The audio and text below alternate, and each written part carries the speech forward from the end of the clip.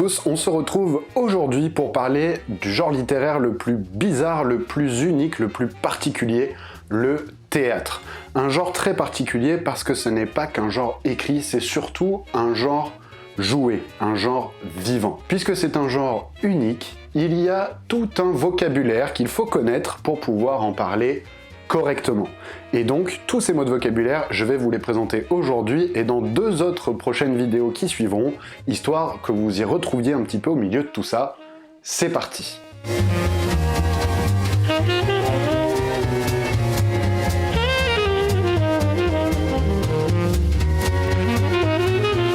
Je discutais il y a quelques semaines avec une amie prof de français et dans notre discussion, on se disait que étudier des textes de théâtre, ça n'avait pas énormément de sens. Pourquoi? Parce que c'est exactement, alors pas exactement, mais c'est presque comme si on étudiait des scripts de films prévus pour le cinéma. Évidemment qu'un film ne s'apprécie pas à travers son script, mais s'apprécie ou bien dans une salle ou bien sur un écran, et la performance des acteurs, de la lumière, des techniciens, de la réalisation, va participer à la réussite d'un film. Et bien pour le théâtre, c'est exactement la même chose. D'ailleurs, lorsqu'on parle de création d'une pièce de théâtre, eh bien ce n'est pas le moment où l'auteur a écrit la pièce. La création d'une pièce de théâtre, c'est la première fois qu'elle est jouée sur scène.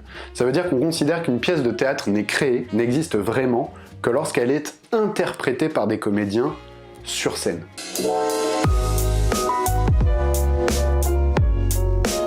Puisque c'est un genre vivant, c'est un genre qui est incarné par des humains. Et il y a tout un tas de personnes qui vont avoir des rôles particuliers pour permettre à ce texte de la pièce de théâtre de s'incarner sur scène. Celui qui écrit la pièce a un nom particulier, on appelle ça un dramaturge, même si ce qu'il écrit n'est pas un drame. Le dramaturge, c'est l'auteur de pièces de théâtre, celui qui va écrire les dialogues. Pendant plusieurs siècles, les droits d'auteur n'existant pas vraiment, il y avait un espèce de flou un peu artistique autour de la question de l'auteur de la pièce de théâtre, qui est l'auteur.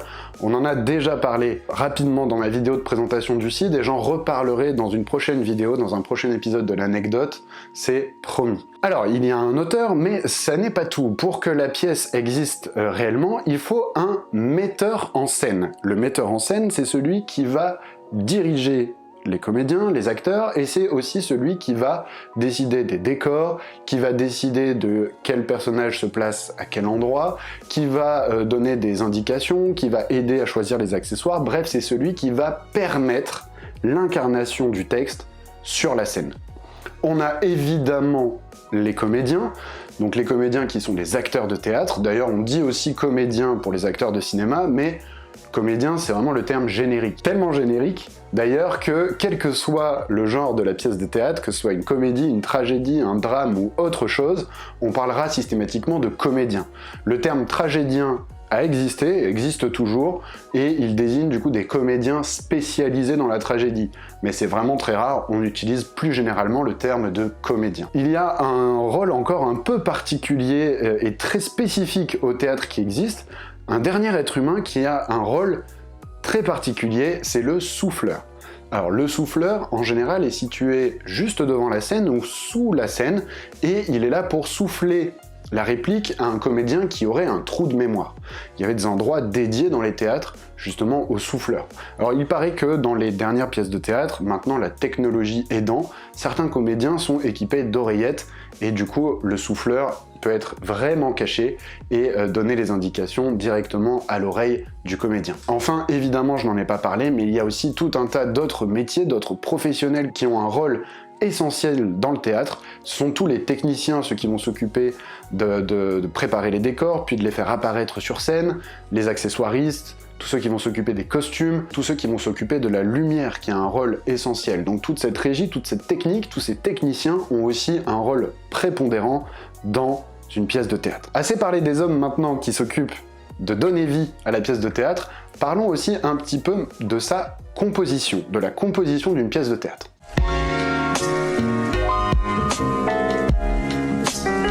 Le premier terme qu'il faut connaître, c'est le terme d'acte.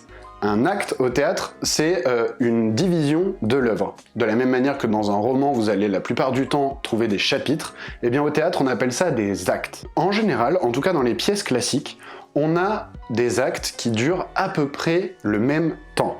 Et c'est tout à fait normal.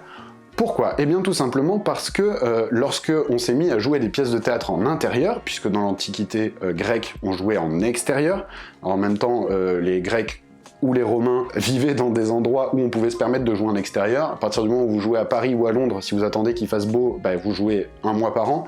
Donc c'est compliqué, on s'est mis à jouer à l'intérieur.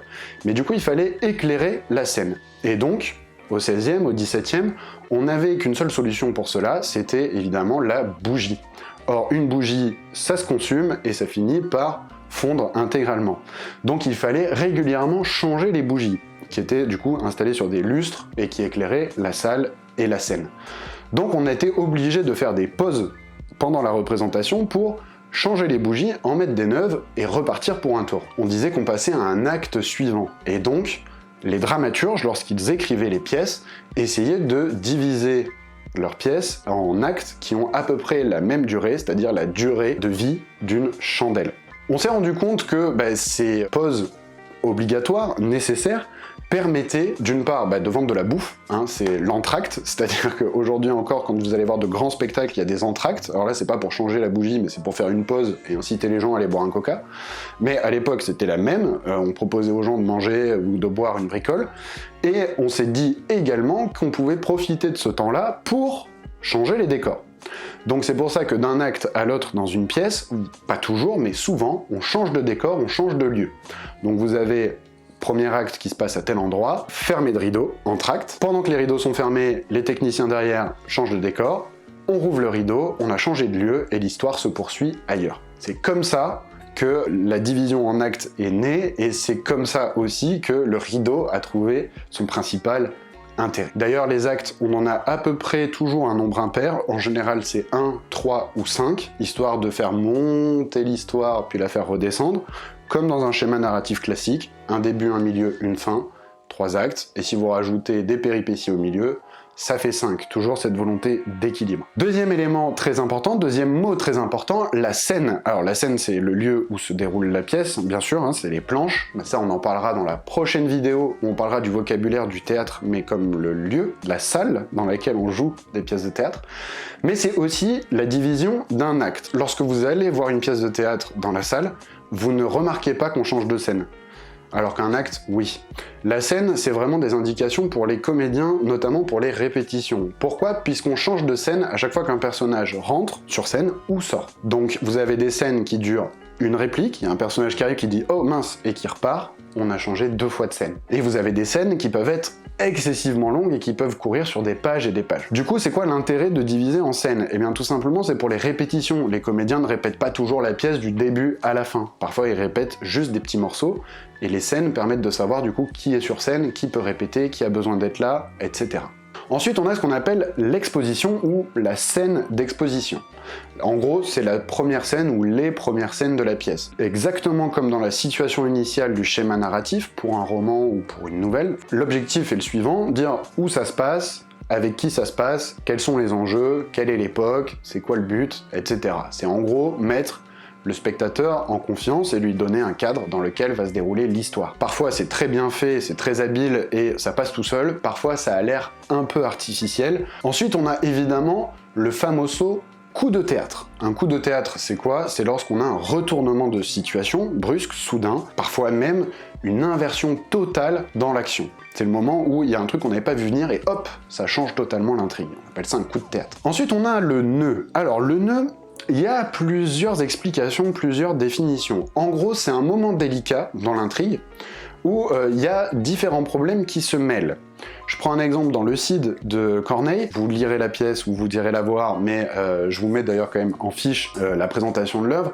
On a Rodrigue qui est dans une situation amoureuse extrêmement compliquée avec Chimène, pour tout un tas de raisons, et à ça vient s'ajouter l'invasion de l'Espagne, et donc il faut qu'il parte pour défendre son pays.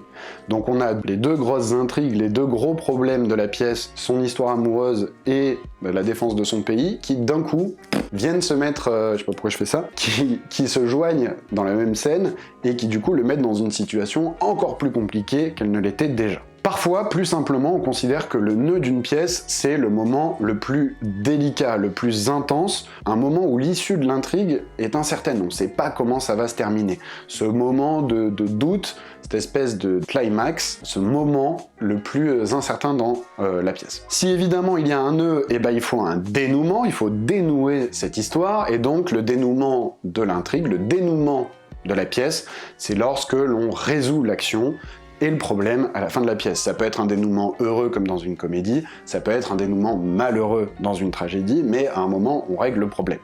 Ça veut pas du coup dire forcément que c'est la meilleure solution qui a été choisie. Le dénouement de Roméo et Juliette par exemple, ou celui de Phèdre, ou celui d'Antigone, c'était pas forcément la meilleure idée à chaque fois, mais il n'empêche que le problème qui était là au début est résolu.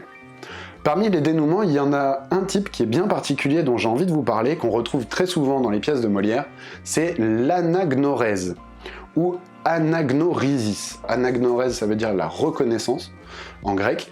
C'est lorsque des personnages découvrent qu'ils ont un lien de parenté à la fin de la pièce. Typiquement, l'avare, mais on a aussi des exemples dans le cinéma, hein.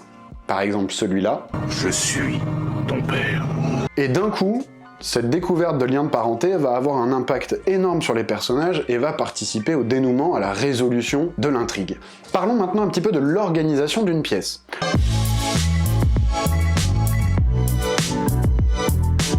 Alors dans un texte, vous allez trouver deux choses, des didascalies et des répliques. Parlons d'abord des didascalies, comme ça on évacue le truc. En gros, c'est quoi? Ce sont des indications de mise en scène sur plusieurs choses, sur le jeu, donc le ton, les expressions, les gestes. À ce moment-là, pour les gestes, on parlera de didascalie kinésique, donc de mouvement, le décor, les costumes, etc. Ce sont des indications laissées par le dramaturge, l'auteur, pour que les comédiens comprennent comment ils doivent jouer et comment ils doivent interpréter tel passage, et également pour le metteur en scène, pour savoir en gros comment il doit disposer les choses, de quoi il va avoir besoin, etc. Elles apparaissent toujours dans le texte en italique, et parfois même entre parenthèses, donc vous pouvez pas vous gourer, il y a une vraie différence entre les propos des personnages et les didascalies. L'objectif en général c'est qu'elles soient le plus court possible, le plus précis possible, pour pas parasiter le texte, et pour laisser malgré tout une marge de manœuvre aux comédiens et aux metteurs en scène. D'ailleurs là on a deux écoles, on a par exemple des dramaturges comme Molière qui vont laisser vraiment une liberté quasi totale aux comédiens et aux metteurs en scène. Il y a très peu de didascalies dans les pièces de Molière, à tel point qu'on peut les interpréter de manière très différente. On va avoir à l'inverse d'autres dramaturges qui vont imposer énormément de choses dans les didascalies. Il me semble que c'est le cas de Musset et aussi également de Ionesco. Parfois vous avez au début d'une pièce, par exemple au début d'un acte, plus d'une page de didascalie, d'explications sur les décors et comment doivent être disposées les choses sur scène. À ce moment-là, la marge de manœuvre du metteur en scène et des comédiens est réduite. Ils arrivent toujours à se débrouiller pour mettre leurs pattes, mais en gros, on a quand même un certain nombre de choses qui sont imposées par le dramaturge. On a vu les didascalies, le reste ce sont les répliques. Les répliques c'est quoi? Ce sont les propos tenus par les personnages, tout simplement. Il va y avoir plusieurs termes pour aborder, pour expliquer, pour évoquer des répliques un peu particulières. Première réplique particulière, la tirade. Une tirade, c'est quoi? C'est lorsqu'un personnage prend la parole pendant très longtemps. Mais il n'est pas seul sur scène. Il y a d'autres personnages qui l'écoutent, juste il parle pendant très longtemps. C'est un peu ton oncle un peu saoul à la fin d'un repas de famille, qui parle pendant des plombes sur un sujet qui n'intéresse personne et où tout le monde dit oui tonton. C'est un peu ça. C'est-à-dire que c'est une tirade. Il parle tout seul, tout le monde l'écoute, mais il n'est pas tout seul. Oh. Excusez-le. On va avoir le monologue. Le monologue, c'est une tirade, sauf que là, le personnage est seul sur scène. Alors vous allez me dire, c'est chelou, personne parle tout seul à voix haute. Enfin, ou alors si vous faites ça, c'est bizarre. Mais normalement, vous parlez pas tout seul à voix haute. Par contre, vous parlez tout seul dans votre tête. Ça, il n'y a pas de souci. Le problème, c'est que si on a un personnage qui pense, tout seul dans sa tête, vous avez au théâtre un mec qui vient sur scène et qui fait Et ça aide pas tellement le spectateur à savoir qu'est-ce qu'il pense, tout simplement. Pour découvrir les pensées d'un personnage, on est obligé de l'entendre les exprimer clairement. Le monologue, c'est ça, c'est un mec qui vient tout seul, qui parle au spectateur pour expliquer ce qui se passe dans sa tête, quel est son raisonnement, quelles sont ses idées, quelles sont ses intentions. Ça ne sert qu'à ça. Ou alors, ça traduit la folie du personnage, ça existe aussi dans certaines pièces. Ensuite, on a l'aparté. Alors l'aparté, je précise, c'est masculin, c'est bien un aparté et pas une aparté. L'aparté, c'est un mot qui vient de l'italien, et c'est lorsqu'un personnage adresse sa réplique non pas aux autres persos sur scène, mais aux spectateurs, directement pour nous. C'est une manière de briser le 4e mur. J'y reviendrai dans la prochaine vidéo. Mais lorsqu'un personnage adresse sa réplique à part, vous avez une didascalie entre parenthèses dans le texte qui dit à part. Lorsqu'il dit ça à part, les autres personnages présents sur scène n'entendent pas ce qu'il dit, mais nous, oui. Il file doux, je veux faire le brave, et s'il est assez sourd pour me craindre, le frotter quelque peu. Savez-vous, monsieur le rieur, que je ne ris pas, moi? Mais on est bien d'accord que, encore une fois, ça n'a pas beaucoup de sens. Si le mec au fond de la salle entend la réplique à part, vous vous doutez que le personnage qui est à 2 mètres de lui l'entend aussi, mais il fait comme s'il ne l'entendait pas. Dernier type de réplique un peu particulier, on a les sticomiti. C'est un échange rapide de brèves répliques. Ce sont des répliques très courtes, l'ordre des pièces en vers c'est 1 vers max, qui s'enchaînent un peu du tac au tac. Ça accélère le rythme de la pièce et ça crée des effets ou d'incompréhension, ou bien un effet comique certain avec des personnages qui s'enchaînent. Ouf! Hey, une main! Quoi? Prie! Ah! Le! Pétille! Je n'ose! Et vous vous fâcherez peut-être contre moi! Non! Si fait! Mon Dieu, non!